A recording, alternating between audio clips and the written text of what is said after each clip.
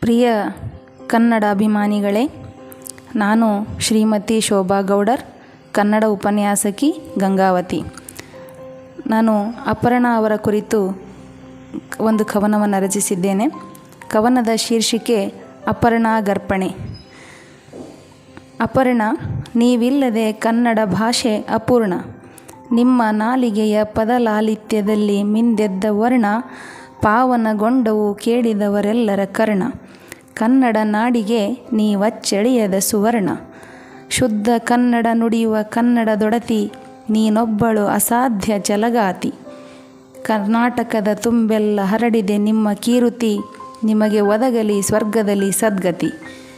ನಗುಮೊಗದ ಸುಂದರಿ, ಅಚ್ಚರಿ ನಿಮ್ಮ ನಿರೂಪಣೆಯ ವೈಖರಿ. ನಗಿಸಿ ನಲಿಸಿದ ಆ ನಿಮ್ಮ ನಗುವಿನ ಪರಿ, ನೀವು ಕನ್ನಡ ಪದಗಳಿಗೆ ರಸಲಹರಿ. ಕನ್ನಡ ಕಿರುತೆರೆಯ ಮಾಣಿಕ್ಯ ಬಿಂದು, ಕಾಲಘಟ್ಟದಲ್ಲಿ ಕಾಣೆಯಾಗಿದೆ ಆ ಧ್ವನಿಯ ನಮ್ರತೆ ಇಂದು. ನಶಿಸದಿರಲಿ ಆ ಸುಮಧುರ ಕಂಠವೆಂದು, ಕೇಳಿಸಿ ಕಲಿಸಿ ಕೇಳಿಸಬೇಕಾಗಿದೆ ಆ ಚೆಲುವ ಕನ್ನಡವೆಂದು.